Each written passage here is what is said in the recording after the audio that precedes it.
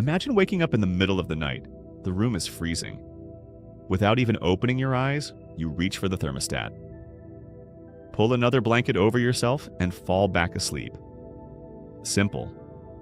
Now imagine yourself in the exact same situation, except there's no thermostat, no blanket, no house, no electricity, no central heating. You're standing on a frozen plain in Europe 20,000 years ago. The air is minus 30 degrees Celsius. Every breath stings your lungs. The wind cuts through your skin. And darkness has just begun. This wasn't just winter. This was the Ice Age. An age so brutal that many of Earth's largest animals, including woolly mammoths, woolly rhinos, giant deer, and eventually even fearsome predators like saber-toothed cats, vanished from the planet. Yet somehow one small, relatively weak species survived. Humans, no fur, no claws, no natural armor, but still beat the odds. So here's the question. If giants built for this world couldn't survive, how did humans? The answer wasn't simply intelligence, it was a series of survival tricks so ingenious that you are still benefiting from them today. At the coldest point of the Ice Age, all of humanity may have numbered only a few million people across the entire planet, smaller than many modern cities. One disease, one failed migration, one series of harsh winters, and history could have ended before civilization ever began. That raises the stakes enormously. But what exactly was the Ice Age? Because most people imagine the Ice Age as one giant frozen winter. It wasn't. An Ice Age is a period when enormous ice sheets cover huge parts of Earth. The last Ice Age began roughly 115,000 years ago and reached its coldest point around 20,000 years ago, before ending about 11,700 years ago. At its peak, ice more than 3 kilometers thick buried much of northern Europe and North America. Sea levels were over 100 meters lower than today. Entire countries looked completely different. Humans weren't living in a snow globe. They lived around its edges, following the land that still supported life. And that's where the real challenge began. Here's something surprising. Ice wasn't their biggest enemy. Energy was. Everything they did, walking, thinking, staying warm, required calories. Without enough food, your own body becomes the firewood. So where did those calories come from? Movies often show half-naked cavemen. Reality was almost the opposite. By this time, humans already looked remarkably like us. Same brains, same hands, same emotions.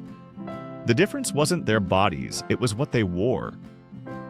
Archaeologists have discovered bone needles dating back over 40,000 years, meaning people weren't simply wrapping skins around themselves. They were sewing fitted clothing, layer after layer, fur inside, hide outside. Some researchers believe these clothes worked surprisingly well, almost like modern winter gear. But clothes alone couldn't save them. Night was coming, and night demanded something even more important. Fire. You've probably heard humans discovered fire. But that's the easy part. The difficult part was keeping it alive. Imagine spending hours creating a single spark. Now imagine failing at minus 30 degrees Celsius. Many Ice Age groups likely treated fire almost like another family member. They rarely let it die. They carried glowing embers wrapped inside slow-burning materials like fungus or partially charred wood. Some groups transported fire for days. Others probably exchanged fire between neighboring bands. Because finding dry fuel wasn't easy. Trees were scarce in many regions. People burned whatever they could. Wood, shrubs, animal dung, even mammoth bones. Scientists have found ancient hearths filled with burned mammoth bones. Not because bones burn well by themselves, but because fat trapped inside them helped feed the flames. One campfire wasn't just warmth, it was cooking, protection, light, tools, stories. Without fire, there was no tomorrow. But fire couldn't solve another problem. Food. Imagine burning nearly 5,000 calories every day. Just to stay alive. That's what some Ice Age hunters may have needed. Plants alone couldn't provide that during freezing winters. So humans became specialists. Reindeer, horse, bison, muskox. And when opportunity came, even mammoths. But here's another myth. Humans didn't usually charge at mammoths with spears, they planned. Some groups drove animals into valleys, others toward cliffs. Entire communities worked together. One successful hunt could feed dozens of people, but success wasn't guaranteed. Here's the terrifying part. Ice Age humans couldn't hunt every day, and sometimes when they hunted, they failed for days or even weeks. So why didn't everyone starve? Because they never relied on one plan. They stored dried meat, collected marrow from frozen bones, ate fish, caught rabbits, gathered roots whenever seasons allowed. Even stomach contents from prey sometimes became valuable sources of plant nutrients. Survival wasn't about finding one giant meal. It was about never wasting anything. Here's something archaeologists didn't expect. Many ancient skeletons show healed, broken bones. Some people survived injuries that would have left them unable to hunt for months. Someone fed them, protected them, carried them. That tells us something remarkable. Humans didn't survive because every individual was strong.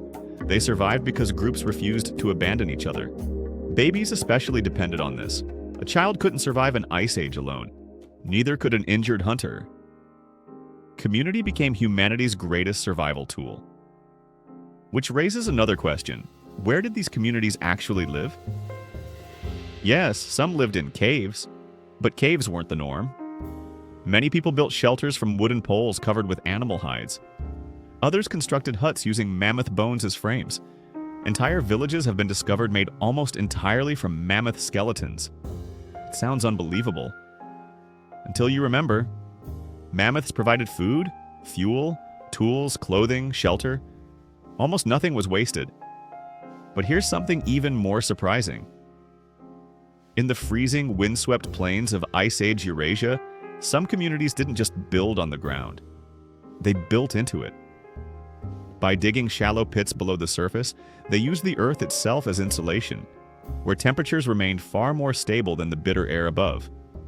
Over these pits, they erected dome-shaped shelters supported by mammoth bones and wooden poles, then covered them with layers of moss, turf, and thick animal hides. The result was something remarkably efficient. Not a primitive hut, but an Ice Age version of an insulated home. Every layer trapped precious heat. Every wall blocked the relentless wind. Combined with a carefully tended fire, these shelters could transform a deadly frozen landscape into a place where families could sleep, repair tools, prepare food, and survive another winter. Home wasn't just where they lived. It was one of the greatest technologies they ever invented.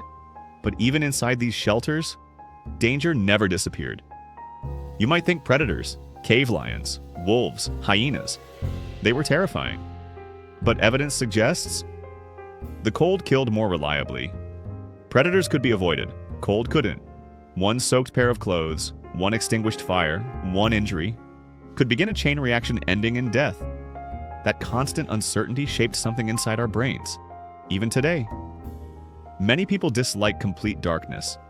We instinctively gather around campfires. We seek warmth, shelter, groups. Those feelings may not simply be habits, they may be echoes. But the most incredible discovery comes next. The Ice Age didn't just shape our culture, it shaped our biology. Scientists have found evidence that populations living for thousands of years in colder regions evolved differences affecting skin pigmentation, vitamin D production, fat metabolism, and immune responses as humans adapted to different climates after migrating into Eurasia. But perhaps the greatest adaptation wasn't genetic at all, it was cognitive. Planning, sharing, teaching, remembering, passing knowledge from one generation to the next. That's something mammoths couldn't do the way humans could. Knowledge became our real survival adaptation. So, how did humans survive the Ice Age? When giants didn't? Not because we were the fastest, not because we were the strongest, not because we had claws or fangs or thick fur. We survived because every generation left instructions for the next. A better spear, a warmer coat, a safer route, a way to keep fire alive. One small improvement, passed forward thousands of times.